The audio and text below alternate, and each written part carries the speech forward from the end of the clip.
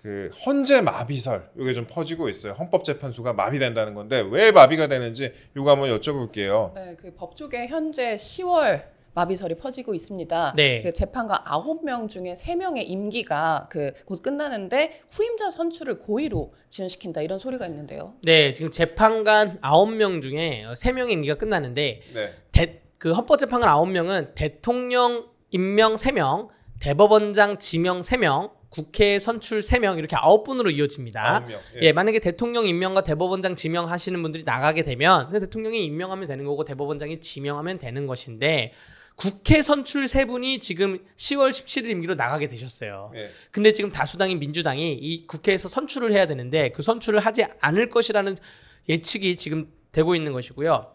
이런 격입니다. 그 축구 경기를 해야 되는데 선수들 다 준비되어 있고 관중들 다 돼 있는데 심판들이 퇴직을 했어요. 그럼 심판을 빨리 뽑아야 되는데 네. 심판을 안 뽑는 거죠. 각종 사유를 들어가지고 경기는 다 세팅이 됐는데 지금 경기 자체를 못하게 하려고 지금 그런 문제가 발생할 것으로 조심스럽게 예측되고 있습니다. 예, 재판관 9명 중에 3명의 임기가 10월 17일에 끝난다고 하는데 그 3명에 대해서 모두 이제 국회에서 선출한 3명인데 그분들에 대해서 고의로 이렇게 추천을 하지 않아서 네. 고의로 선출하지 않아서 이거를 미룬다 이런 관측이 나오고 있습니다. 왜 그런지도 저희가 한번 여쭤봐야 될 것 같은데요. 앞서 말씀드렸다시피 이종석 헌재소장과 이영진, 김기영 재판관이 이번에 퇴임을 하는데 모두 국회 선출입니다.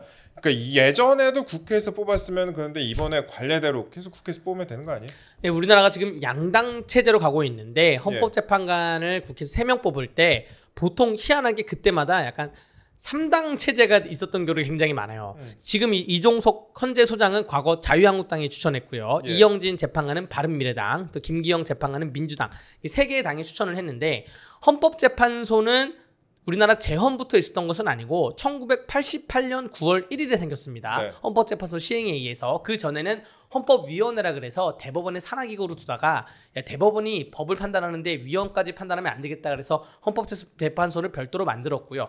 처음 시작할 때부터 민정당, 민주당, 평민당이 한 자리씩 나눠 갖게 됐어요. 네. 그러다가 3당 합당으로 양당 체제가 된 이후에는 여야가 한 명씩 추천하고 나머지 한 명은 여야 합의로 선출하는 관례가 있었고요. 예. 그러다가 다시 박근혜 전 대통령 탄핵 여파로 원내 교섭단체가 3개가 되면서 2018년에 이제 3개의 당이 한 명씩 추천하게 된 그렇죠. 것인데 예. 지금은 원내 교섭단체가 민주당하고 국민의힘 둘뿐이지 2개밖에 않습니까? 없죠. 예. 지금 민주당은 의석수에 따라서 자신들이 2명을 추천해야 된다고 또 주장하고 있는 것이고 또 조국혁신당도 12석을 갖고 있기 때문에 본인들 몫이 있다 또 주장을 하고 있는 것인데 어쨌든 민주당이 다수당이기 때문에 이 다수당이 의석수를 본인들이 2명을 추천하겠다 혹은 1명이라도 추천하겠다라고 하는데 그 추천이 이루어지지 않아가지고 본회의에서 표결을 절차를 진행하지 않게 되면 이 대법원이란다 헌법재판관들에 대한 선출이 굉장히 지연될 수밖에 없는 것이죠. 이미 지금 10월 17일 임기 만료라고 하면 지금 뭐 한 달도 안 남았습니다. 한 2주밖에 안 남은 상황인데 여기에 대해서 아무런 절차 진행에 대해서 논의조차 지금 없기 때문에 그래서 약간 장기화되지 않을까 조심스럽게 예측을 해봅니다. 그래도 과거 국회가 지금보다는 훨씬 나았네요. 지금은 과거에는 협치가 좀 되는 분위기였고 과거에는 다수당이 약간 양보하는 분위기도 있었습니다. 네. 옛날에 보수당이 다수당일 경우에는 상임위원장 배분에 대해서도 양보를 좀 했었고요. 혹은 바른미래당은 굉장히 좀 소수당이었는데 바른미래당이 하나 주자라고 이렇게 양보하는 모습도 보였는데 지금 민주당은 약간 양보 정치는 실종되어 있는 그런 상태인 거죠. 예전에도 뭐 어떤 당이 다수당이었을 수도 있고 그러니까 다수당 소수당이 확실히 차이가 있었을 텐데 그때도 그래도 어느 정도 이렇게 협의에 따라서 각 당에서 1명 정도 추천하는 식으로 했었는데 이번에는 본인들이 이제 민주당의 경우에는 본인들이 의석이 많으니까 2명을 추천해야 된다 이렇게 주장을 하고 있다고 말씀을 하셨습니다. 그런데 지금 정치권에서 민주당이 재판관 3명, 그러니까 아까 말씀하셨다시피 선출을 지연을 시켜갖고 헌재 기능을 고의로 무력화시키려고 한다 이런 얘기가 나오고 있습니다.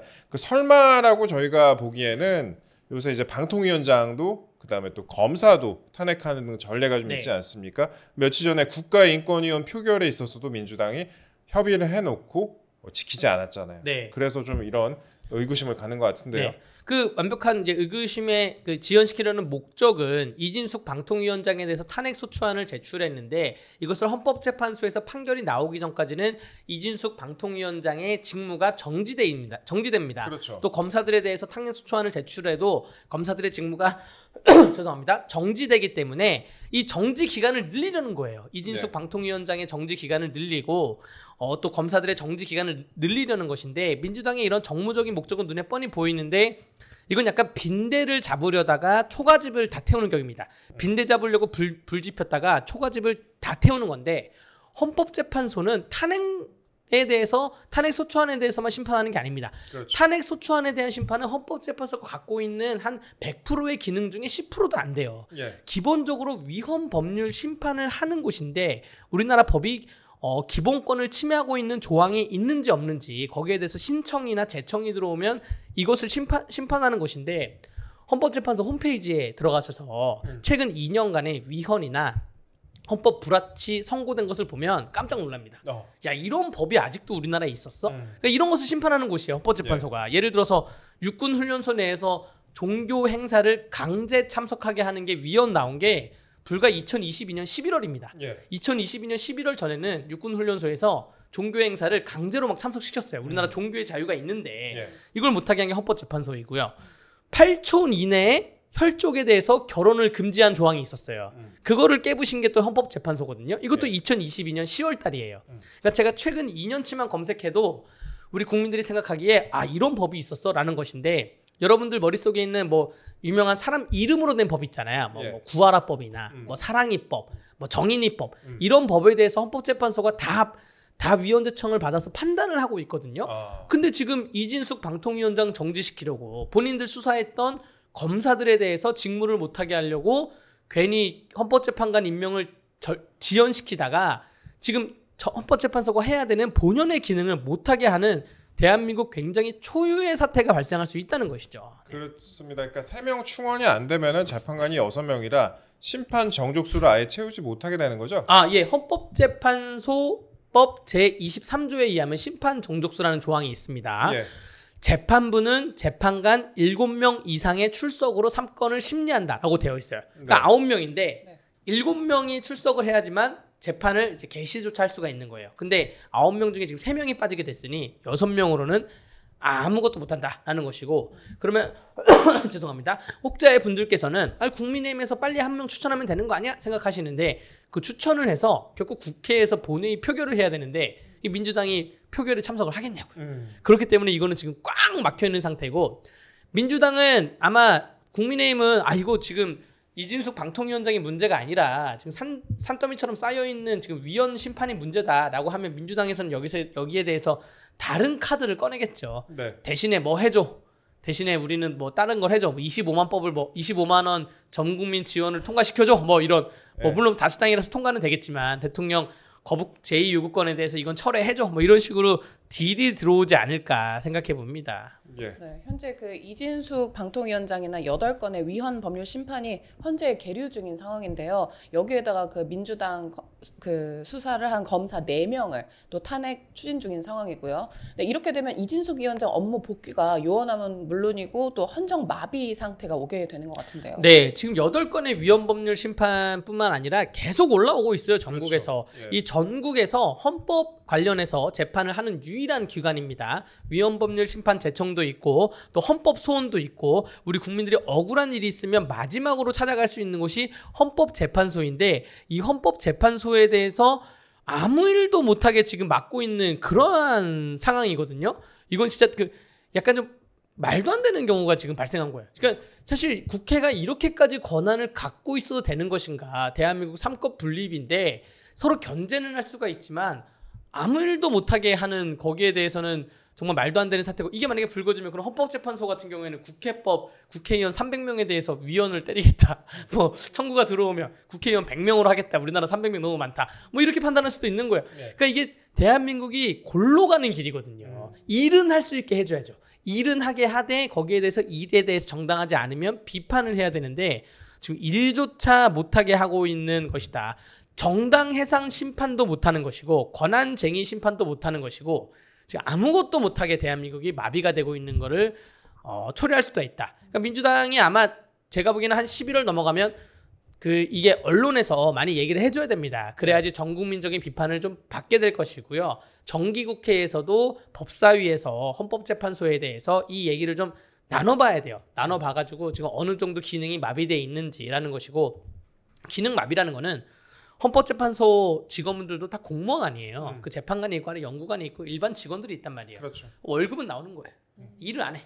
이렇게 국민들 보기에도 얼마나 이게 좀 탐탁치 않을 것이냐 그런 생각이 드는 것이죠. 나라가 골로 간다 그렇게 말씀하셨는데 일리가 있는 말씀인 게 그 마음에 들지 않는 장관이건 누구건지 탄핵을 해갖고 그 부처를 사실상 그냥 식물 상태로 만들 수가 있는 거 아니에요? 그리고 공직자 임명을 대통령이 한다고 해도 사실상 민주당에서 해임시키고 이러면 해임권 자체는 이제 야당에서 가질 수 있는 그런 네. 상황이 벌어질 수도 있는데 실제로 이제 헌재가 마비된 상태에서 대통령 만약에 대통령 탄핵안을 내고 실제로 소추가 이루어진다면 그때는 진짜 헌정마비가 오는 거 아니냐 그런 관측을 하시는 분들도 있어요. 물론 뭐 그 대통령 탄핵안에 대해서 이게 과연 통과가 될 것이냐 안 될 것이냐 이 부분도 뭐 논란의 여지가 있지만 그래서 여러 가지 좀 생각을 하시는 상상을 분들 못 많은 것 해봤는데요. 같습니다. 예. 대통령 탄핵 소추안을 내고 헌법재판관들을 뽑지 않아요.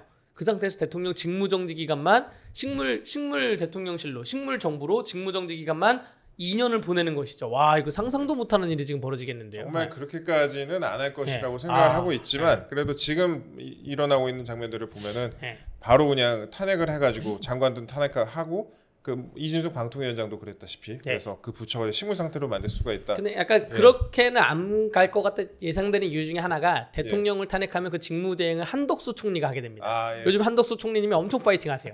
원래 점잖으시던 분인데 이제 화가 올라왔어요. 예. 그럼 총리까지 탄핵을 갈지는 모르겠지만 네. 그럼 또 행안부 장관인데 그분 또 이상민 행안부 장관입니다. 그래서 이런 걸 염두에 둬서 거기까지는 안 가지 않을까 생각이 됩니다. 네. 그렇습니다. 그러니까 이런 생각까지 하게 되는 현실이 참 답답한 것 같습니다.